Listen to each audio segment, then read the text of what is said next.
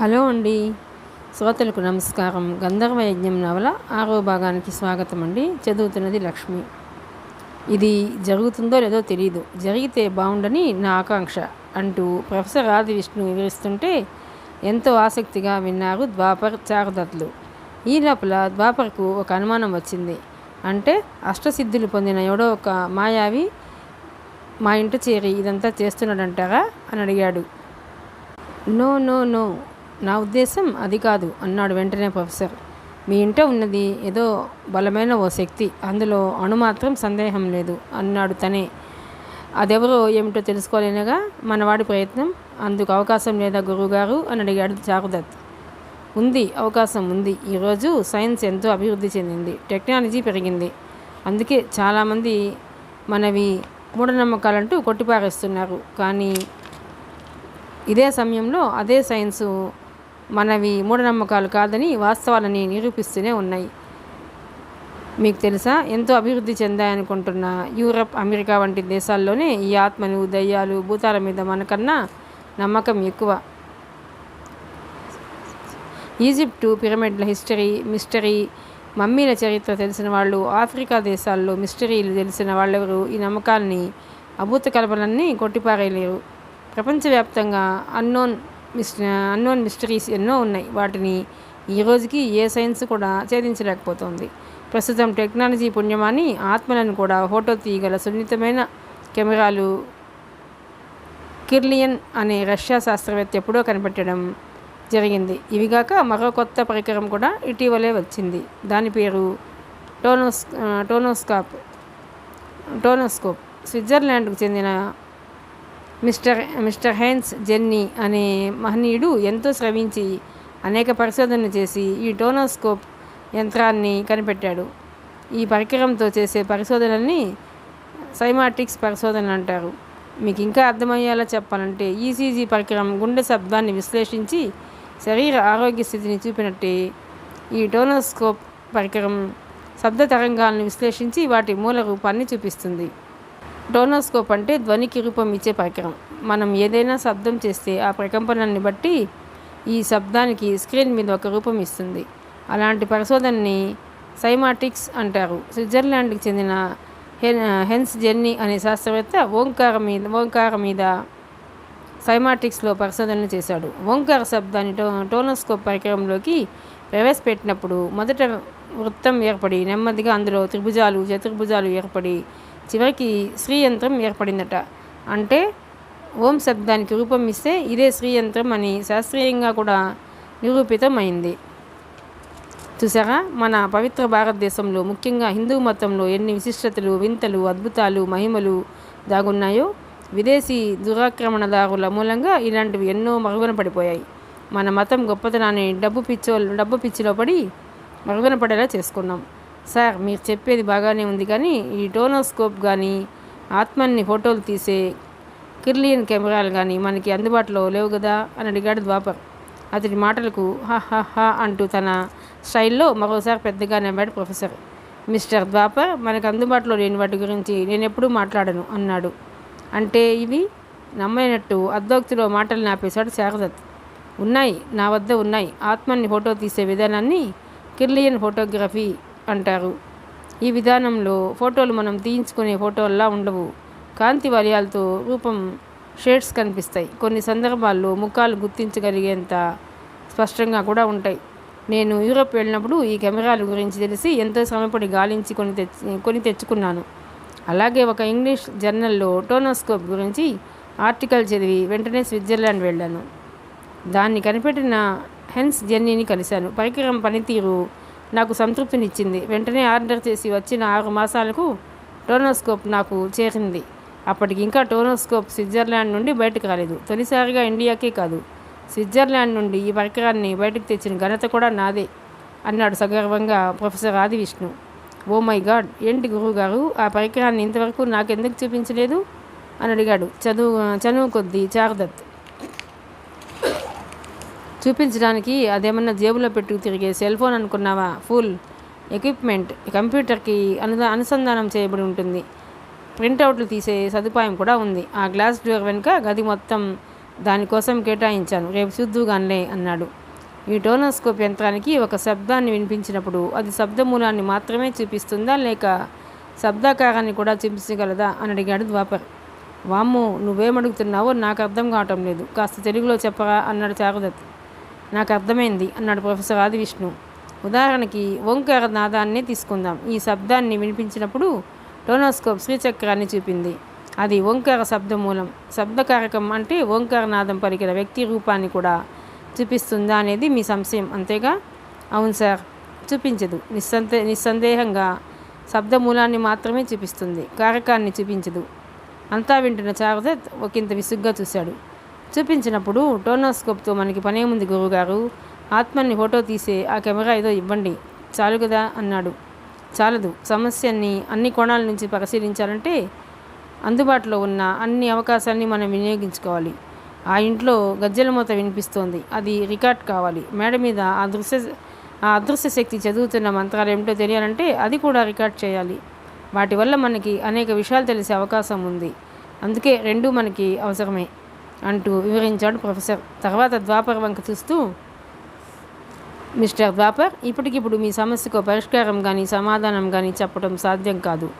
ఏదో ఊహించి చెప్పడం కాదు, విశ్లేషించి ఖచ్చితంగా చెప్పగలగాలి. అలా చెప్పగలగాలి అంటే ముందు మీరు పని చేయాలి అన్నాడు. చెప్పండి, ఏం చేయాలి అడిగాడు ద్వాపర్. మీకు 2 కెమెరాలు ఇస్తాను. చూడ్డానికి చిన్న సైజు సెల్ ఫోన్లలా ఉంటాయి. వీటి లెన్స్ పరిధిలో ఆత్మలు, దయ్యాలు, భూతాలు వంటివి ఏం సంచరిస్తున్నా తమకు తాముగా ఫోటోలు తీస్తాయి. అదే వీటి గొప్పదనం. టైం సెట్ చేయక్కర్లేదు, జస్ట్ ఆన్ చేసి ఉంచితే చాలు. ఒకటి మీ హాల్లోనూ, రెండోది టెర్రస్ మీది ఉయ్యాల సమీపంలోనూ ఉంచాలి. ఇవి కాకుండా చిన్న సైజు బంతుల్లా ఉండే ఇంకో 2 వస్తువులను ఇస్తాను. ఇవి 100 గజాల పరిధిలో మన చెవి కూడా వినలేని సూక్ష్మ శబ్దాల నుండి పెద్ద శబ్దాల వరకు ఏదైనా సరే రికార్డ్ చేయగలవు. వీటిని కూడా ఒకటి మీ హాల్లోనూ, రెండోది టెర్రస్ మీద కెమెరాల పక్కనే ఉంచవచ్చు. ఎవరు కూడా ఆఖరికి మీ ఇంట్లో వాళ్ళు కూడా వీటిని అమర్చినట్టు తెలియకూడదు. ఈ పని చాలా రహస్యంగా చేసి రేపు ఉదయం వీటిని భద్రంగా నా వద్దకు తీసుకురావాలి. ఈ పని చేయగలవా అంటూ తన టేబుల్ దిగువన లాకర్ ఓపెన్ చేసి ఆ 4 వస్తువుల్ని టేబుల్ మీద ఉంచాడు. కెమెరాలు 2 అగ్గిపెట్టె కన్నా కాస్త పెద్ద సైజులో ఉన్నాయి. సౌండ్ రికార్డ్ చేసే బంతులు క్రికెట్ బాల్ సైజులో ఉన్నాయి. వాటికి పై సగభాగంలో రంధ్రాలు ఉన్నాయి. పక్కన ఆన్ అండ్ ఆఫ్ బటన్స్ ఉన్నాయి. మీరు వీటిని ఎలా ఆపరేట్ చేయాలో చెప్పండి, అలాగే చేసి రేపు ఉదయం 8 గంటలకు భద్రంగా తీసుకొస్తాను అంటూ మాటిచ్చాడు ద్వాపర్. ప్రొఫెసర్ ఆదివిష్ణు ఆ వివరాలను చూపించాడు. తర్వాత ఒక లెదర్ బ్యాగ్లోని 4 అరల్లో వాటిని భద్రంగా ఉంచి ద్వాపర్కి ఇచ్చాడు. ఇక వెళ్ళబోయే ముందు చివరిగా చారుదత్ ఒక ప్రశ్న అడిగాడు. గురువుగారు, ఈ టోనోస్కోప్ మీద ప్రయోగం మా ద్వాపర్దే ఫస్ట్ కేసా లేక వేరే కేసులు కూడా పరిష్కరించారా అని అడిగాడు. ఇదే ఫస్ట్ టైం. నాకు ఉద్వేగంగానే ఉంది, ఏం జరగనుందోనని. అది కామారెడ్డి ఊరికి దగ్గరలో ఒక గ్రామం. ఆ గ్రామానికి ఉత్తర దిక్కులో 1/2 కిలోమీటర్ దూరాన పెద్ద వాగు ఒకటి ప్రవహిస్తోంది. ఆ వాగు చెంతనే ఏనాటిదో కానీ శాఖోపశాఖలుగా విస్తరించిన పెద్ద ఊడల మరీ ఉంది. ఆ ప్రాంతమంతా గ్రామానికి చెందిన శ్మశాన వాటిక. ఆ పరిసరాల్లో అనేక సమాధులున్నాయి. అప్పుడు సమయం అర్ధరాత్రి. అమావాస్య చీకట్లు చిక్కని కాటుకలా వ్యాపించి కంటి ముందు ఏముంది కనిపించటం లేదు. వాగు మీదుగా రివ్వున వీస్తున్న పైరగాలికి వటవృక్షం సమీపంలోని చితి ఒకటి కణకణా రగులుతోంది.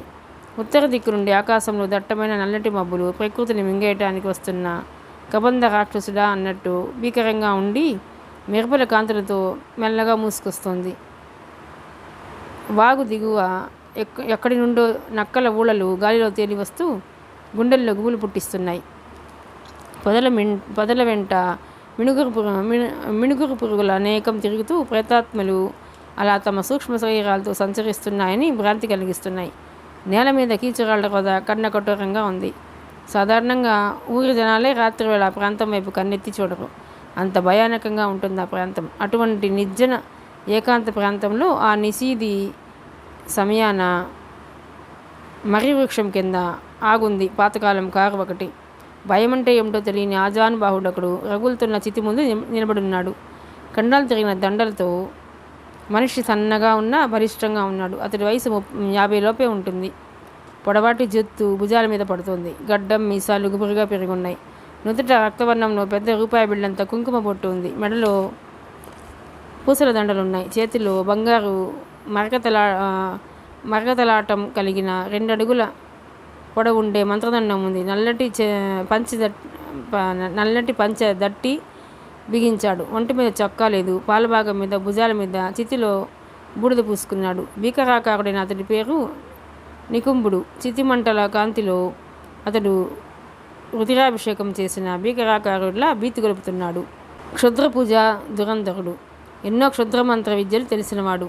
ఎన్నో భూతప్రేత పిశాచ శక్తుల్ని వశపరచుకున్నవాడు. గాల్లోంచి అగ్గి పుట్టించగల సమర్థుడు. అతడి పక్కనే ఒక పొట్టివాడున్నాడు. వాడు నల్లటి పంచి దట్టి బిగించి ఒంటి మీద చొక్కా లేకుండా ఉన్నాడు. వాడు మాంత్రికుడి సహాయకుడు. పేరు కపాలి. చలిగాళ్ళు ఆ గురు శిష్యుల్ని వణికించలేకపోతున్నాయి. శ్మశాన వాతావరణం వారిని భయపెట్టలేకపోతోంది. చితి ముందు ఏవో కోణాలు సున్నాలతో ముగ్గులు వేయబడున్నాయి. దట్టంగా పసుపు కుంకుమలు చల్లబడి ఆ ముగ్గు చుట్టూ కోసి ఉంచిన అనేక నిమ్మపండు చెక్కలున్నాయి. బలి ఇచ్చిన 1 డజను నల్లకోళ్లు చచ్చిపడున్నాయి. నైవేద్యంగా ఉంచిన కళ్ళు ముంతలున్నాయి. అంత క్రితమే చితిలో కాలుతున్న ఎవరిదో స్త్రీ శవం లేచి కూర్చున్న స్థితిలో తగలబడుతోంది. వెదురు బొంగు చీలిస్తుంటే వచ్చే కర్కశ ధ్వని వంటి గొంతుతో పెద్దగా మంత్రాలు చదువుతూ కాలుతున్న శవం మీద పూలు అక్షింతలు చల్లుతున్నాడు. అప్పుడప్పుడు చితిలోకి గుగ్గిలం పొడి చల్లుతున్నాడు. నికుంభునికి ఎప్పుడేం కావాలో అందిస్తున్నాడు సహాయకుడు కపాలి. వీళ్ళు ఎచటి వాళ్ళో ఏ ప్రాంతం వాళ్ళో ఖచ్చితంగా తెలిసిన వాళ్ళు లేరు. ఉత్తరాదితో పాటు దక్షిణాది 1 డజను భాషలు అనర్గళంగా మాట్లాడగలరు.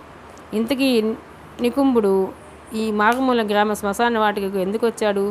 ఎవరికోసం ఈ విశేష పూజ చేస్తున్నాడు? ఏం ఆశిస్తున్నాడు అంటే ఎవరికీ తెలియదు. ఆ విశేషాలు నికుంభుడు చెప్పాల్సిందే. చితిలో అగ్నికిళ్ళు బగబగా జ్వలిస్తున్నాయి. నికుంభుని గొంతు పలికే మంత్రోచ్చారణతో ఆ ప్రాంతం మారుమోగుతోంది. వాతావరణం వేడెక్కుతోంది. గాలి స్తంభిస్తోంది. రావే కంకాళిని! నికుంభుడు ఆహ్వానిస్తున్నాడు. నా ముందుకు రా! మధ్య మధ్యలో ఆకాశం వంక చూస్తూ అరుస్తున్నాడు. లేచి కూర్చున్న స్థితిలో చితిలో కాలుతున్న స్త్రీ శవం కూర్చున్నట్టే కాలిపోతూ బూడిదయ్యి రాలిపోతోంది. కంకాళిని రావే! అరుస్తున్నాడు నికుంభుడు. క్షణక్షణానికి అతడి గొంతు తీవ్రమవుతోంది. అతడి అరుపులకు సమీప వృక్ష శాఖలకు వేలాడుతున్న గబ్బిలాయలు బెదిరి గోలగోలగా అరుస్తూ తలో దిక్కుగా వృధ చేస్తూ దూరంగా ఎగిరిపోసాగాయి. చితిలో స్త్రీ శవం బూడిదిగా మారిపోతున్న సమయానికి నికుంభుడి ప్రయత్నం ఫలించింది. కంకాళిని అని పిలవగానే ఆ క్షుద్రశక్తి చీకట్ల మాటు నుండి ఓ అంటూ బదిలిచ్చింది. నా ముందుకి రా అంటూ గుప్పిళ్లతో చితిలోకి గుగ్గిలం చల్లాడు. మరుక్షణం బగ్గునేగిశాయి మంటలు. అదే క్షణంలో పెద్ద మెరుపు మెరిసింది. చితి మంటలపైన వికృత రూపంతో బీభత్స భయానక ఆకారంతో కంకాళిని శక్తి ప్రత్యక్షమైంది. సాధారణ మానవులు ఆ రూపాన్ని చూస్తే గుండె ఆగి మరణిస్తారంటే అతిశయోక్తి కాదు. కంకాళిని శక్తి చితిలో సుమారు 15 అడుగుల ఎత్తున నల్లరాతి శిల్పంగా నిలిచిన భారీ రూపం. చితి మంటల్లో ఆమె పాదాల జాడి తెలియటం లేదు. ఒక బిందె ప్రమాణంలోని శిరోభాగంలో తల మీద కేశాలకు బదులు కలినాగులు పడగ విప్పి బుసలు కొడుతూ కాగాడుతున్నాయి. కనుగుడ్లు జ్వలించే బంతుల్లా ఉన్నాయి. ముక్కెరతో కూడిన పొడవాటి నాసిక, చెటల్ల పెద్ద చెవులు, పొట్టి మెడలో కపాలాల మాల ఉంది. ఆ శక్తి నడుము నుండి మోకాళ్ళ వరకు గేదె తోలు ఆచ్ఛాదనగా ఉంది. ఛాతీకి అడ్డంగా కూడా అదే తోలు కట్టుకుంది. ఆమె చేతులు కాళ్ల మీద రోమాలు సూదుల్లా ఉన్నాయి. శరీరం మీద ఎర్రతేళ్లు పాకుతున్నాయి. దళసరి పెదవులు, వెడల్పాటి బుగ్గలతో భీకరమైన ఆకారం. ఇక 4 చేతులు కలిగిన ఆ క్షుద్రశక్తి వంపు తిరిగిన వేటకత్తి, బళ్ళెం, పొడవాటి ఖడ్గం, కొరడాలను ఆయుధాలుగా కలిగి ఉంది. ఆ విధంగా ప్రచండ రూపంతో సాక్షాత్కరించిన క్షుద్రదేవతను గాంచి అంతవరకు భయం అంటే ఎరుగని శిష్యుడు కపాలి కూడా 10 అడుగులు దూరంగా పోయి భయంగా చూడసాగాడు. నికుంభుడు మాత్రం మహానంద భరతుడై ఆ దేవతకు సాష్టాంగ నమస్కారం చేసి లేచి నిలబడ్డాడు. ఏమిరా నకుడా, పాతాళమున ప్రశాంతముగా ఉన్న నన్నేలా పరాక్ చేసి పిలిచితివి? ఏమి నీ కోరిక? తన భీకర కంఠస్వరంతో నికుంభుని చూస్తూ ప్రశ్నించింది కంకాళిని. మరోసారి అమిత శ్రద్ధాశక్తులతో నమస్కరించాడు నికుంభుడు. తల్లి కంకాళిని, నీకు తెలియని విషయముండునా? ఈ భూమండలమున నేను తిరుగులేని గొప్ప ధనవంతుడిని కావలే. ప్రపంచవ్యాప్తంగా ఉన్న ధనవంతుల సంపదనంతా కలిపిన నా సంపదకు సరితూగ రాదు. నేను ఈ ధరా మండలంలో ప్రభుత్వాలను, ప్రపంచాన్ని శాసించగల శాసనకర్త కావలే. ఈ నా ఆశయ సాధన కొరకు నీవు నా వశం కావలే. సమస్త భూమండలంలోని గుప్త నిధులన్నీ తెచ్చి నా పాదాక్రాంతం చేయవలే.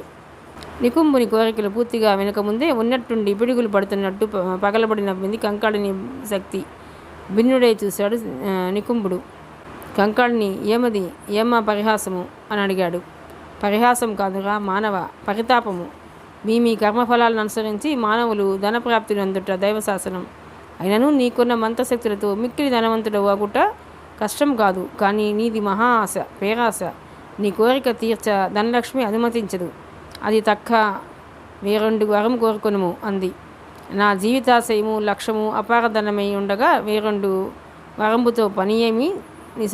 నిశాచరాగ్రని విధి లిఖితమన్నది నిక్కమగునేని నాకీ కోరిక జనింపజేసినది ఆ విధియే కదా. కనుక దొడ్డ మనసుతో అపార కరుణతో నా ఆశయ సిద్ధికి సహకరించుము అన్నాడు స్థిరంగా నికుంభుడు. కంకాళిని గదిని చెప్పకుండా స్థిరంగా అలాగే నిలబడిపోయింది. క్షణాలు గడుస్తున్నాయి. అంతా చూస్తున్న శిష్యుడు కపాలికి పై ప్రాణాలు పైనే పోతున్నంత భయోద్వేగంగా ఉంది. ఏ కాస్త తేడా వచ్చినా ఆ క్షుద్రశక్తి తమని విరుచుకు తింటుందన్న భయంతో వణికిపోతున్నాడు. మౌనాన్ని భరించలేక చెప్పు మాత, మౌనమేలా అని అడిగాడు నికుంభుడు. అప్పుడు గొంతు విప్పింది కంకాళిని శక్తి. అసక్తనుగా నగుడా అంది. అసక్తవా? నీవు మహాశక్తి మంత్రాలవు, నాకు తెలుసు. నీవు కాకున్నా ఇంకెవరు నాకు సహాయపడగలరు? ఈ పూజలు చాలవు. నేను తృప్తి చెందుటకు ఒకే ఒక్క మార్గం ఉన్నది. చెప్పు, ఏమిటా మార్గము? ఎంత కష్టమైన నువ్వు సాధించి నిన్ను సంతృప్తిపరచదా? అయితే ఆలకించుము. రానున్న అమావాస్య దినములందు ఏదో ఒక్క దినంబున ఇదే చోట ఇదే సమయమున యథాశక్తి నన్ను పూజించి నాకు దేవకన్యను బలి ఇవ్వవలే. అప్పుడు నా శక్తి రెట్టింపై నీ అభీష్టము సిద్ధింపజేయగల వివరించింది. దేవకన్య నివ్వరపోయాడు నికుంభుడు. అవును, దేవకన్య లేదా దేవకాంత. ఎవరైనాను ఒక దేవాంగన బలితో మాత్రమే నా అభీష్టం నెరవేరగలదు. కానీ ఇది సంభవమా? దేవతలు భూలోకంలో లభించుట అసాధ్యం కదా. నగుడా, వారిని గుర్తించగలిగిన ఇది నీకు సాధ్యమే. సాధారణ మానవులు వారిని గుర్తించుట అసాధ్యము.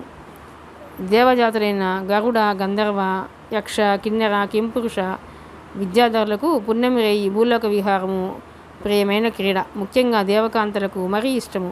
కొందరు మానవ రూపాల్లో మానవ జనావాసములందును సంచరిస్తారు. నీవిచటి నుండి సమీప మహానగరమున పోయి గాలింపుము. కార్యసాఫల్యం కాగలదు. కానీ దేవాంగనలతో వ్యవహారం ప్రాణాంతకం. ఆలోచించి కార్యోన్ముఖుడవు కమ్ము అని సలహా ఇచ్చిన కంకాళిని మరో మాటకు అవకాశం లేకుండా వెంటనే అంతర్ధానమైంది. నికుంభుడు నిరాశతో చితి ముందు అలాగే స్థాణువై నిల్చుండిపోయాడు. నేటి పూజతో కంకాళిని వాసమై తన లక్ష్య సాధన ఆరంభం అనుకున్నాడు. ఆశ నిరాశ కాగా ఇప్పుడు కొత్త లక్ష్యం ఏర్పడింది. తనకు దేవకన్య లభిస్తుందా? తీవ్రంగా ఆలోచిస్తున్నాడు. సమీప మహానగరం అంటే హైదరాబాద్. తమ గమ్యం హైదరాబాద్. అప్పటికి ఆకాశం పూర్తిగా మేఘావృతమై చలిగాళ్ళు విజృంభించాయి. చిటపట చినుకులు ఆరంభమయ్యాయి. గురు శిష్యులిద్దరూ వెనుతిరిగి తమ కారు వద్దకు చేరుకున్నారు. కపాలి స్టీరింగ్ అందుకున్నాడు. నికుంభుడు వెనక సీట్లో కొలబడి డోర్ మూశాడు. వర్షం జోరు పెరక్కముందే కారు ఆ ప్రాంతాన్ని వదిలి హెడ్లైట్ల కాంతిలో వేగంగా పరుగు తీసింది. Professor Adivishnu office. ఉదయం 8 గంటలకే అంతా రెడీ చేసుకుని ద్వాపర్ కోసం ఎదురు చూస్తూ తన ఛాంబర్లో వెయిట్ చేస్తున్నాడు ప్రొఫెసర్ ఆదివిష్ణు. అతని అసిస్టెంట్స్ ఇద్దరు కూడా ఈరోజు ముందుగా వచ్చి సిద్ధంగా ఉన్నారు. కెమెరాలు, సౌండ్ రికార్డింగ్ బాల్స్ని రాత్రి హాల్లోనూ టెర్రస్ మీద రహస్యంగా అమర్చిన ద్వాపర్ ఉదయమే వాటిని తీసుకుని చారుదత్తో కలిసి వచ్చేటప్పటికి 8-10 నిమిషాలైంది. 10 నిమిషాలు లేటు. సారీ సార్, కాస్త ఆలస్యమైంది అన్నాడు ప్రొఫెసర్ని విష్ చేశాక Dwapar. No problem my boy. అంతా ఓకేనా? నేను చెప్పినట్లే చేసినావుగా అని అడిగాడు ప్రొఫెసర్. అంతా ఓకే సార్, కానీ ఇవి రికార్డ్ చేశాయో లేదో నాకు తెలియదు. ఎందుకంటే రాత్రి చాలా గాఢంగా నిద్రపోయాను. నిద్ర ఆరోగ్యానికి టానిక్ లాంటిది. Don't worry. అయినా నువ్వు మెలకుగా కాపలా ఉంటే ఆ శక్తి బయటకు రాదు కదా. హా అంటూ తన రొటీన్ స్టైల్లో పెద్దగా నవ్వాడు ప్రొఫెసర్ ఆదివిష్ణు.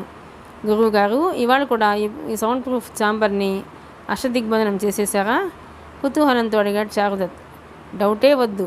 ఈ బిల్డింగ్ని అష్టదిగ్బంధనంలో ఉంచాను. లేదంటే ఆ అదృశ్య శక్తి ఎక్విప్మెంట్ని ధ్వంసం చేసే ప్రమాదం ఉంది అన్నాడు ప్రొఫెసర్. ఇంతలో ఒక అసిస్టెంట్ గ్లాస్ డోర్లోంచి తొంగి చూస్తూ, సార్ అంతా రెడీ, మీదే ఆలస్యం అంటూ పిలిచాడు. కమాన్ బాయ్స్ అంటూ తన రివాల్వింగ్ చైర్లోంచి లేచి గ్లాస్ డోర్ వైపు నడిచాడు ప్రొఫెసర్. అతని వెంట లోనికి వెళ్ళారు ద్వాపర్ చార్దత్లు. డోర్ మూసుకుంది. ఏసీ ఆన్లో ఉన్నందున కాస్త చలిగా ఉంది లోన. విశాలమైన గదిలో ఒక పక్క లాంగ్ టేబుల్ మీద విశ్రాంతిగా ముడుచుకు పడుకున్న నందిలా ఉంది టోనోస్కోప్ యంత్రం. దాని పక్కనే టీవీ స్క్రీన్ లాంటిది ఉంది. ఇంకా అనేక పరికరాలుండి దిగువన అనేక వైర్లు అనుసంధానం చేయబడి ఉన్నాయి. అసిస్టెంట్లో ఒకడు రివాల్వింగ్ చైర్లో కూర్చుని ఆపరేట్ చేస్తున్నాడు. పక్కనే మరో రివాల్వింగ్ చైర్లో ప్రొఫెసర్ కూర్చుని ద్వాపర్ చార్దత్లకు చెరో సీటు చూపించాడు. ద్వాపర్ తను తెచ్చిన లెదర్ బ్యాగ్ని అందించాడు. అందులో ఏవి ఎక్కడ అమర్చినవో వివరించాడు. గురువుగారు, ముందు ఆత్మ ఎలా ఉంటుందో చూడాలనుంది. కెమెరాల్లో ఫోటోల్ని చూపించమనండి. ఆతృత అణుచుకోలేక అడిగాడు చార్దత్. ఆత్మని చూడాలని అంత సరదా ఏమి రాచారు? నీకంతా తొందరే. ఫోటోల సంగతి తర్వాత చూద్దాం. ముందు గజ్జల చప్పుడు ఏమిటో, మంత్రాలు ఏమిటో వాటి సంగతి చూద్దాం అంటూ అసిస్టెంట్తో హాల్లో ఉంచిన సౌండ్ రికార్డింగ్ బాల్ని కనెక్ట్ చెయ్యి అన్నాడు. అదేవిధంగా చేశాడు అసిస్టెంట్. రెండో అసిస్టెంట్ సాయం చేస్తున్నాడు. అయితే టోనోస్కోప్కి అనుసంధానం చేయకుండా సౌండ్ సిస్టమ్ ఆన్లో ఉంచాడు. ఏవో చిన్న చిన్న శబ్దాలు వినిపిస్తున్నాయి. రాత్రి 9 గంటలకు ద్వాపర్ వాటిని అమర్చాడు. అర్ధరాత్రి సమయంలో కానీ గజ్జల శబ్దం వినపడదు. అందుచేత టైం వేస్ట్ కాకుండా ఫార్వర్డ్ చేస్తూ చెక్ చేసుకు వెళ్తున్నాడు అసిస్టెంట్. స్పీకర్లో వినిపిస్తున్న శబ్దాన్ని ఉద్విగ్నభరితులై ఆత్రంగా చెవులు రిక్కించి వింటున్నారంతా. ఆ మాయాశక్తి రాత్రి వచ్చిందా లేదా, మువ్వల శబ్దం రికార్డ్ అయిందా లేదా, ఎవరికి వారు ఆత్రంగా వెయిట్ చేస్తున్నారు. సుమారు 20 నిమిషాలు భారంగా దొర్లిపోయిన తర్వాత మొదటిసారిగా గల్ గల్ అంటూ గజ్జల శబ్దం వినవచ్చింది. ఒక్కసారిగా ఉలిక్కిపడ్డారంతా. మొదట చిన్నగా దూరం నుంచి ఆరంభమై క్రమంగా అది దగ్గరైంది. తర్వాత క్రమంగా దూరమై ఆ తర్వాత ఇక వినిపించలేదు. కేవలం 1/2 నిమిషం పాటు వినిపించింది అంతే. అంటే ఆ మాయాశక్తి నడుచుకుంటూ హాల్లోకి వచ్చి తర్వాత మెట్ల గుండా పై అంతస్తుకు వెళ్ళి ఉంటుందని అర్థమైంది. ద్వాపర్ మౌనంగా వింటూ కూర్చున్నాడు. 1/2 నిమిషం వెనక్కి వచ్చి తిరిగి ప్లే చెయ్యి అసిస్టెంట్కి సూచించాడు ప్రొఫెసర్ ఆదివిష్ణు. అదే ప్రకారం చేశాడు అసిస్టెంట్. తిరిగి మువ్వల పట్టిల శబ్దం ఆరంభమైంది. కళ్ళు మూసుకుని తీవ్రంగా ఆలోచిస్తున్నాడు ప్రొఫెసర్. గజ్జల మూత స్పష్టంగా వినిపిస్తున్న మిడిల్ ప్లేస్కి రాగానే, ఓకే, ఇప్పుడు ఈ శబ్దాన్ని టోనోస్కోప్లోకి అనుసంధానించు అన్నాడు. ఆ శబ్దాన్ని టోనోస్కోప్లోకి పంపించాక ఇప్పుడు అందరి చూపులు టోనోస్కోప్ స్క్రీన్ మీద ఉన్నాయి. క్షణాలు ఉత్కంఠత రేకిస్తూ కరిగిపోతున్నాయి. సుమారు 3 నిమిషాల తర్వాత స్క్రీన్ మీద చుక్కలు ప్రత్యక్షమయ్యాయి. చుక్కలు చిన్ని చిన్ని గీతలుగా మారాయి. క్రమంగా గీతలు ఒకదానికొకటి అనుసంధానమవుతూ క్రమంగా ఒకే షేప్ ఏర్పడి ఎవరు ఊహించని రూపం ఒకటి ప్రత్యక్షమైంది. అది ఒక చిరుమువ్వ. వెండి పట్టీలకుండే చిరుమువ్వలలో ఒకటి. కానీ దాని స్క్రీన్ మీద బాదంకాయ షేపులో పెద్దదిగా చూపిస్తోంది టోనోస్కోప్ పరికరం. బాదంకాయ షేప్ మధ్యన ఎరుపు రంగు చిన్న రత్నం ఒకటి పొదగబడి ఉంది. చూస్తుండగానే మువ్వ పైకి జరిగి దాని దిగువన 2 మువ్వల పట్టీలు ప్రత్యక్షమయ్యాయి. వాటిని చూడగానే తీవ్రంగా ఆలోచిస్తున్నాడు ద్వాపర్. ఆ పట్టీలను తను చూశాడు. ఎక్కడో గుర్తు రాగానే ఆశ్చర్యంతో తల్ల మునకలవుతూ ఓ మై గాడ్ అని అరిచాడు. ఒక్కసారిగా అతని వంక చూశారంతా.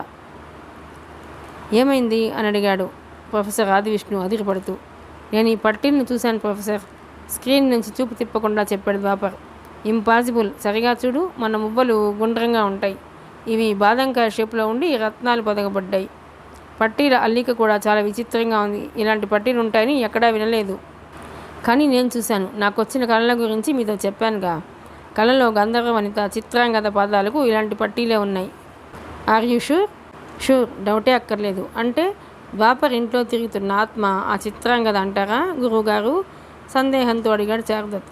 చూస్తుంటే ఇదేదో మోహిని శక్తిలాగే ఉంది. చూద్దాం, దీని గురించి ఇప్పుడే చర్చ దేనికి అంటూ ప్రొఫెసర్ ఆదివిష్ణు తన అసిస్టెంట్తో స్క్రీన్ మీద మువ్వను పట్టీలను ప్రింటౌట్లు తీయమని ఆదేశించాడు. కానీ గురువుగారు, ఈ పరికరం శబ్దం మూలాన్నే కానీ శబ్ద కారకాన్ని చూపించదని కదా చెప్పారు అనుమానంతో అడిగాడు చారుదత్. ఎస్, చెప్పాను. నీ డౌట్ నాకు అర్థమైంది. మువ్వల శబ్దానికి మూలార్థాన్ని చూపాలి కానీ మువ్వల్ని చూపిస్తోంది ఏమిటని నీ డౌటు. ఆమె కరెక్ట్ అడిగాడు ప్రొఫెసర్. కరెక్ట్ గురువుగారు. ఎందుకు ఇలా? చారుదత్ ప్రశ్నించాడు. ఎందుకంటే ఓ శబ్దానికి మూలం ఉంది, ఓం శబ్దానికి మూలం ఉంది, హ్రీం శబ్దానికి మూలం ఉంది, బీజాక్షరానికి మూల రూపం ఉంది. అంత దేనికి? పక్షి కూతకి మూలం ఉంది. అది ఏం కోరుకుంటుందో ఆ కూతలో ధ్వనిస్తుంది. కానీ ప్రాణం లేని మువ్వల చప్పుడుకి, గాలి శబ్దానికి, వాద్య శబ్దాలకి లయ ఉంటుంది కానీ మూలార్థం ఉండదు. కాబట్టి టోనోస్కోప్ అలాంటి శబ్దాలకు శబ్దకారకాన్ని చూపిస్తుంది, మూలాన్ని చూపించదు. అందుకే పట్టీలను చూపింది అంటూ ప్రొఫెసర్ వివరణ ఇచ్చాడు. ఓహో, అది విషయం అంటూ ఆశ్చర్యపడాడు చారుదత్. అంతలో తీసిన 6 డజన్ ప్రింటౌట్లను ప్రొఫెసర్ చేతికి ఇచ్చాడు అసిస్టెంట్. కలర్ ఫోటోల మాదిరి ప్రింటౌట్లు చాలా నీట్గాను అందంగాను వచ్చాయి. వాటిలో 2 ద్వాపర్కిచ్చి మిగిలినవి పక్కన పెడుతూ, ఇప్పుడు టెర్రస్ మీద అమర్చిన 2వ బాల్ని అనుసంధాన్ని చెయ్యి. ఆ మోహిని ఏం మంత్రాలు చదువుతుందో విందాం అంటూ అసిస్టెంట్కి సూచించాడు. కానీ టెర్రస్ మీద కనిపించింది మోహిని కాదు సార్, జడల భూతం గుర్తు చేశాడు ద్వాపర్. నా అంచనా కరెక్ట్ అయితే అది నిజంగా జడల భూతం కాదు. మిమ్మల్ని తప్పుదోవ పట్టించడానికి ఆ మాయామోహిని జడల భూతంగా దర్శనమిచ్చుండాలి. మేడపైన కూడా గజ్జల శబ్దం వినిపించాలి అన్నాడు ప్రొఫెసర్. అంటే ఇదంతా చేస్తోంది మోహిని శక్తి అనంటారా? పార్థసారథి గారి ఆత్మ కాదా? ఇది నా డౌట్ కాదు సార్, కోపడకండి. మా ద్వాపర్ డౌట్ కూడా ఇదే అని అడిగాడు చారుదత్. అవునన్నట్టు తల ఊపాడు ద్వాపర్. సాలోచనగా ఇద్దరిని చూశాడు ప్రొఫెసర్ ఆదివిష్ణు. కాదనే అనుకుంటాను. ఈ సమయంలో కాస్త అయోమయం ఉన్న మాట నిజమే. పార్థసారథి గారి ఆత్మ ఎక్కడున్నా శాంతి కలగాలని కోరుకుందాం. నా అభిప్రాయం ప్రకారం అయితే ఈ వ్యవహారంలో ఆయన ప్రమేయం లేదు. ఆయన ఆత్మ అసలు మీ ఇంటికి వచ్చిందనుకోవడమే మీ భ్రమ అన్నాడు. మీరు అంటున్నట్టు మోహిని శక్తి కారణమైతే అది ఎక్కడి నుంచి వచ్చింది, ఎలా వచ్చింది, మాకు ఈ ఉపకారాలు ఎందుకు చేస్తున్నట్టు ఒకంత ఫజిల్ అవుతూ అడిగాడు Dwapar. Don't worry young man, అది తెలుసుకోవాలని ఇప్పుడు మన ప్రయత్నం. మీకు తెలుసో లేదో, మోహిని శక్తుల్లో యక్షజాతి మోహిని పిశాచాలతో చాలా ప్రమాదం. ఇక్కడ పిశాచాలని ఎందుకంటున్నానంటే ఒరిజినల్గా దేవజాతులు వేరు. అలా కాకుండా ఒకానొక నక్షత్రం, వారం, తిథి, మరణకాల ముహూర్త బలాన్ని అనుసరించి మిక్కిలి ఆత్మశక్తి కలిగిన మానవ స్త్రీ మరణించాక ఆమె ఆత్మ ఆయా దేవజాతి అంశతో మోహినిగా మారుతారు. ఇలాంటి ఆత్మలకి పిశాచ లక్షణాలతో పాటు గొప్ప శక్తులు కూడా ఏర్పడతాయి. ఈ మోహిని పిశాచాలు అధిక మోహశక్తులై ఉంటారు. అలాంటి మోహిని పిశాచాల్లో యక్షమోహిని మరి కాముకాసక్త మానవుల్లో తనకు నచ్చిన పురుషుడు కనిపిస్తే తన స్థావరానికి ఎత్తుకుపోయి కామకేళి విలాసాలకు వాడుకుంటుంది. మోజు తీరగానే ఆ పురుషుడిని చంపేయవచ్చు లేదా తిరిగి తెచ్చి యథాస్థానంలో వదిలిపోవచ్చు. మన జానపద గాథల్లో దేవకన్యలతో పాటు ఇలాంటి మోహిని పిశాచాల గాథలు అనేకం కనిపిస్తాయి. పూర్వకాలంలో అయితే శాపవశాత్తు మోహిని పిశాచాలుగా మారిపోయిన వాళ్ళు ఉన్నారు అంటూ ప్రొఫెసర్ వివరిస్తుంటే ఆశ్చర్య సంభ్రమాలకు లోనయ్యారు ద్వాపర్ చారుదత్లు. గురువుగారు, అడుగుతున్నానని ఏమీ అనుకోవద్దు. ఈ రోజుల్లో కూడా మీరు చెప్పిన యక్షమోహిని పిశాచాలు ఉన్నాయంటారా? ఎందుకు అడుగుతున్నానంటే ద్వాపర్ ఇంట చేరినది యక్షమోహిని పిశాచమే ఉంటే అది ద్వాపర్ని క్రామించి వచ్చుంటే ఈ పాటికి ఎప్పుడో వీడిని తన స్వార్థానికి ఎత్తుకుపోయేది కదా. కాబట్టి అది వేరు ఇది వేరంటారా? వెంటనే అడిగాడు చారుదత్. తను గంధర్వ కన్యని కలలో ఆమె చెప్పినట్టు ద్వాపర్ చెప్పింది నువ్వు విన్నావు కదా. 2 ఒకటని ఎలా అనుకుంటున్నావు? సీరియస్గా అడిగాడు ప్రొఫెసర్. ఓకే, మీరు చాలా విషయాలు విపులంగా చెప్తున్నారు. ఈ డౌట్ కూడా తీర్చేయండి. ఈ రోజుల్లో కూడా మోహిని పిశాచాలు ఉన్నాయా? ఉన్నాయి. అప్పుడప్పుడు వాటి ఉనికి బయటపడుతుంటుంది. నీ సందేహాలుంటే తర్వాత అడుగు. మావాడు 2వ రికార్డుని వినిపిస్తున్నాడు, ముందు అది విందాం. స్పీకర్లో సౌండ్స్ వింటూ అలర్ట్ అయ్యారంతా. టెర్రస్ మీద ఉంచిన సౌండ్ రికార్డింగ్ బాల్ని అనుసంధానం చేశాడు అసిస్టెంట్. అంతవరకు ఫార్వర్డ్ చేస్తూ వింటున్నాడు. దూరంగా కుక్కల అరుపులు, కీచురాళ్ల కొద చిన్నగా వినిపిస్తున్నాయి. 20 నిమిషాలు చెక్ చేసుకుంటూ వెళ్ళాక తిరిగి గజ్జల శబ్దం దూరం నుంచి వినవచ్చింది. ప్రొఫెసర్ అంచనా కరెక్ట్ అయిందని అర్థమైపోయింది అందరికీ. ఆ శబ్దం క్రమంగా దగ్గరవుతుంది. మెట్లెక్కి టెర్రస్ మీదకు ఆ మోహిని శక్తి వస్తున్న సూచన తెలుస్తోంది. మీ అంచనా కరెక్ట్ సార్, ఆ మాయామోహిని టెర్రస్ మీదకి వస్తున్నట్టుంది అన్నాడు ఉద్వేగాన్ని అణుచుకోలేక ద్వాపర్. వస్తున్నట్టు కాదు, మెట్లెక్కి వచ్చేసింది. ఉయ్యాల సమీపంలో రికార్డింగ్ బాల్ అమర్చానన్నావుగా, అక్కడికే వచ్చినట్టుంది. గజ్జల శబ్దం అధికరించింది. గమనించు అన్నాడు ప్రొఫెసర్ మాటలు అక్షర సత్యాలు. ఉయ్యాలను సమీపించగానే గజ్జల శబ్దం ఆగిపోయింది. 20 సెకండ్లు నిశ్శబ్దంగా దొర్లాయి. ఉన్నట్టుండి ఉయ్యాల గొలుసుల కిరకిరా శబ్దం వినిపించింది. ఉయ్యాల ఊగుతున్న అలికిడైంది. అంటే ఆ మోహిని శక్తి జడలభూతంగా మారి ఉయ్యాల ఊగుతుండాలి. ద్వాపర్కి విషయం అర్థమైపోయింది. సార్, మాకు డ్రాయింగ్ రూమ్లోను టెర్రస్ మీద ఉయ్యాల మీద కనిపించిన తెల్ల పావురం కూడా ఈ మోహిని శక్తి అని అంటారా అడిగాడు. ఇంకా సందేహమా? ఆ రోజు ముంగిస పాము పోట్లాట గురించి చెప్పావుగా, ఆ ముంగిస కూడా మోహినియే. మోహిని శక్తులకు అదృశ్య శక్తే కాదు, కోరిన రూపం ధరించగల శక్తి కూడా ఉంటుంది. కానీ ఒక్క విషయం మర్చిపోకూడదు. దయ్యాలు, భూత ప్రేత పిశాచ శక్తులు కానీ మోహిని శక్తులు కానీ వీటికి పగటి వేళ కన్నా రాత్రి వేళ బలం ఎక్కువ. సూర్యరశ్మి సోకితే వీటి శక్తి నశించి బలహీనపడతాయి. ప్రొఫెసర్ వివరణ ఇస్తుండగానే స్పీకర్లో ఏదో గొంతు గరగరలాటం వినిపించి మాటలు ఆపి దృష్టి అటు మళ్లించారంతా. అది స్త్రీ స్వరము పురుష స్వరము అర్థం కాని ఒక విచిత్రమైన గొంతు. అర్థం కాని విచిత్రమైన భాషలో మంత్రాలు పఠిస్తోందా లేక మాట్లాడుతుందా తెలియటం లేదు. ప్రొఫెసర్తో సహా అంతా ఊపిరి బిగించి వింటూ ఆ భాషను ఫాలో అవుతూ అర్థం చేసుకోవడానికి ప్రయత్నిస్తున్నారు. కానీ ఒకటి అర్థం కావటం లేదు. అర్థం చేసుకోవటం శక్తికి మించిన కార్యంలా ఉంది. అసలు అది ఏ భాష? సంస్కృతమా, ప్రాకృతమా, పాళీ భాష, పురాతన ద్రవిడ భాష లేక ప్రాచీన ఆంధ్ర భాష? తెలియటం లేదు. బుర్ర వించుకున్న అర్థమయ్యేట్టు లేదు. సంస్కృతంలో ప్రవేశం ఉన్న ప్రొఫెసర్ ఆదివిష్ణు కూడా ఆ భాష అర్థం కాక తల పట్టుకున్నాడు. అసలు అవి మంత్రాలా, మాటలా? అవి వింటుంటే ఎవరితోనో సంభాషిస్తున్నట్టుంది. చారుదత్త అయితే జుత్తు పీక్కుని, ఓరి దేవుడా, ఇదేం భాషగా నాయన? పిశాచాల భాష? నీకేమన్నా అర్థమవుతుందిరా ద్వాపర్ అని అడిగాడు. నాకు మాత్రం ఏం తెలుసు, అవి మంత్రాలే అనుకుంటాను అన్నాడు ద్వాపర్. ప్రొఫెసర్ ఆదివిష్ణు యోగ సమాధిలో ఉన్నట్టు స్పీకర్లోంచి వినిపిస్తున్న భాషను వింటూ మౌనంగా ఉండిపోయాడు. సుమారు 20 నిమిషాల పాటు సాగింది ఆ ఉచ్చారణ. తర్వాత 5 నిమిషాలు గడిచినా ఎలాంటి శబ్దం వినిపించలేదు. రికార్డింగ్ ప్లేయర్ సిస్టమ్ని నిలువు చేసి ప్రొఫెసర్ వంక చూశాడు అసిస్టెంట్. సార్, ఇంకోసారి వినిపించమంటారా? టోనోస్కోప్కి అనుసంధానం చేయమంటారా అని అడిగాడు. నో, ఇప్పుడే టోనోస్కోప్కి పంపించుకు. మొదటి నుండి మరోసారి వినిపించు అన్నాడు ప్రొఫెసర్. మరోసారా? నాకు పిచ్చి పట్టేలా ఉంది గురుగారు. అసలు అది ఏ భాష? ఒక్క ముక్క అర్థమైతే ఒట్టు అన్నాడు చారుదత్.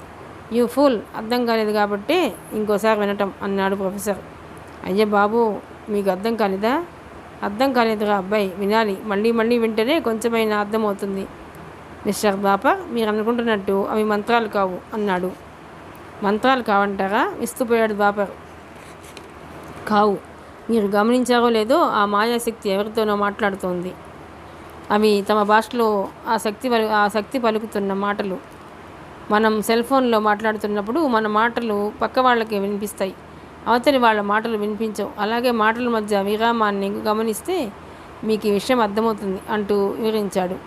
ఈ లోపల బిగినింగ్ నుంచి వినిపించడానికి రెడీ చేసిన అసిస్టెంట్ సార్ ప్లే చేయమంటారా అని అడిగాడు. ఒక్క నిమిషం, కొంచెం రిలాక్స్ అయ్యి వింటే బాగుంటుంది. వెళ్ళి స్నాక్స్ టీ పట్రా అంటూ రెండో అసిస్టెంట్ని కిందకి పంపించాడు ప్రొఫెసర్. ఇదే అదనుగా ఫీల్ అయ్యి చారుదత్ సంతోషపడిపోతూ, గురుగారు, ఎలాగూ మనం ఇప్పుడు ఒట్టి విరామంలో ఉన్నాం కాబట్టి ఆ విశేషాలు కూడా చెప్పేయండి అని అడిగాడు. ఏ విశేషాలు? నసలు వీరికి అడిగాడు ప్రొఫెసర్. అదే గురుగారు, ఇప్పుడు కూడా మోహిని పిశాచాలు ఉన్నాయని, అప్పుడప్పుడు వాటి ఉనికి బయటపడుతుందని చెప్పారుగా, అలాంటి యథార్థ గాథలుంటే 1-2 చెప్పండి ప్లీజ్. ప్రొఫెసర్ ఆదివిష్ణు ద్వాపర వంక చూశాడు. చిన్నగా నవ్వుతూ, హరిశ్చంద్ర నాటకంలో నక్షత్రుడి లాంటి వాడు ఇవాళ కూడా ఎందుకు అబ్బాయి వీడిని తీసుకొచ్చావు అన్నాడు. అంతే. ఒక్కసారిగా ద్వాపర్తో పాటు అసిస్టెంట్ కూడా పక్కపక్క నవ్వేశారు. మీరేమైనా అనండి గురుగారు, ఏదైనా అరకొరగా వింటే నా మనసు ఒప్పదు. అదేదో చెప్పేస్తే ఓ పని అయిపోతుంది కదా అన్నాడు తను నవ్వుతూ చారుదత్. ఓకే, చెప్తా వినండి. అసలు మన కళ్ళు ఉన్నాయి చూశారు? ఉన్నాయి గురుగారు, బాగానే చూస్తున్నాగా. అరే ఫూల్, అవి మీకు కళ్ళ జోడలేందే నాకు కనిపించదు. ఏది స్పష్టంగా ఎందుచేతంటే మీకు చత్వారం ఉంది, వయసు పైబడుతోందిగా. ఎస్, కానీ విషయం అది కాదు. ఈ భూప్రపంచంలో సకల జీవరాశులకి కళ్ళు అనేవి చర్మంతో తయారైనవి. అందుకే వీటిని చర్మచక్షువులు అంటారు. అందుచేత ముఖ్యంగా మనిషి ఈ భౌతిక ప్రపంచాన్ని మాత్రమే చూడగలడు, అలౌకికమైన మరో ప్రపంచాన్ని చూడలేడు. అంటే ఏమిటి?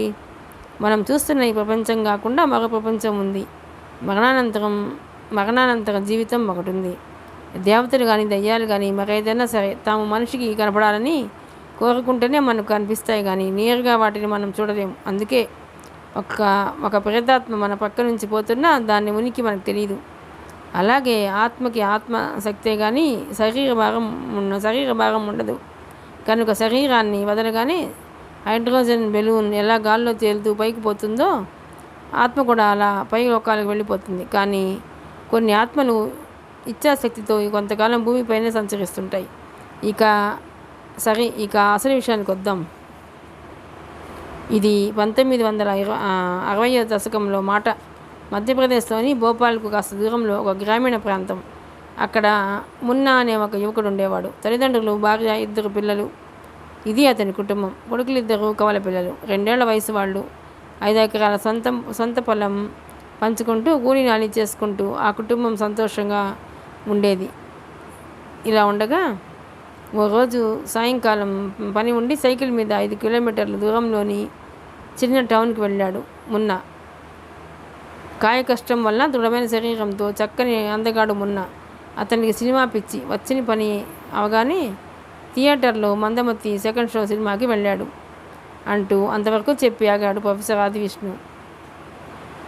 మధుమతి సినిమా అంటే దిలీప్ కుమార్ హీరో కదూ గురువుగారు అని అడిగాడు చారుదత్.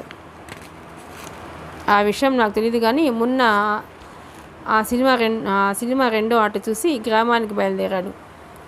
సెకండ్ షో అంటే అర్ధరాత్రి దాటే ఉంటుంది. తోడు ఎవరూ లేరు. తమ ఊరి వాళ్ళు ఎవరూ కనిపించలేదు. సహజంగానే ధైర్యస్తుడు. ఆ పైన పుచ్చ పువ్వులా వెన్నెల కాస్తుంది. సైకిల్ మీద ఒంటరిగానే వచ్చేస్తున్నాడు. గ్రామానికి కిలోమీటర్ యువతల ఒక పంటకాలువ ఉంది. కాలువకు వంతెన, అటు ఇటు పొడవుగా తిన్నెలు ఉన్నాయి. మున్న వంతెనని సమీపించేసరికి సడన్గా ఒక అందమైన అమ్మాయి తిన్నె మీద ఒంటరిగా కూర్చుని కనిపించింది. వెన్నెల్లో పుత్తడి బొమ్మలా మెరిసిపోతోంది. పైరగాలికి ఆమె వలువలు రెపరెపలాడుతూ ఉన్నాయి. ఆమెను తమ గ్రామంలో ఎప్పుడు చూసిన గుర్తులేదు. ఆమె కూడా అతన్ని చూసి లేచి నిలబడింది. సహజమైన కుతూహలం కొద్దీ ఎవరో ఏమిటో తెలుసుకుని అవసరమైతే సాయం చేద్దామని ఆమె ముందు సైకిల్ దిగాడు. అతన్ని చూసి అందంగా నవ్వింది. మున్నా, నీకోసమే చూస్తున్నాను అంది. నాతో వస్తావా అంది. మున్నా ఆలోచించే లోపలే ఆమె అతడి చేయి అందుకుంది. అంతే, క్షణంలో ఆమెతో పాటు మున్నా కూడా అదృశ్యమైపోయాడు. సైకిల్ వంతెన మీద పడుంది. తెల్లవారుజామున పొలం వెళ్తున్న రైతులు ఆ సైకిల్ని గుర్తుపట్టారు. చుట్టుపక్కల వెతికినా మున్నా జాడలేదు. సైకిల్ తెచ్చి ఇంట్లో అప్పగించి తమకు తెలిసింది చెప్పారు. మున్నా ఏమయ్యాడో ఎవరికీ తెలియదు. ఊళ్ళో రకరకాల ఊహాగానాలు చెలరేగుతున్నాయి. తల్లిదండ్రులు మున్నా కోసం బెంగ పెట్టుకున్నారు. భార్య దుఃఖానికి అంతులేదు. పిల్లలు తండ్రి కోసం ఎదురు చూస్తున్నారు. రోజులు గడుస్తున్నాయి. మున్నా తిరిగి రాలేదు. రోజులు వారాలయ్యాయి. వారాలు నెలలయ్యాయి. నెలలు సంవత్సరాలుగా మారాయి. భార్య గుండెరాయి చేసుకుని అత్తమామల్ని, పిల్లల్ని చూసుకుంటూ ఉన్న పొలం పండించుకుంటూ ఏదో రోజు తన భర్త తిరిగి వస్తాడన్న ఆశతో బతుకుతోంది.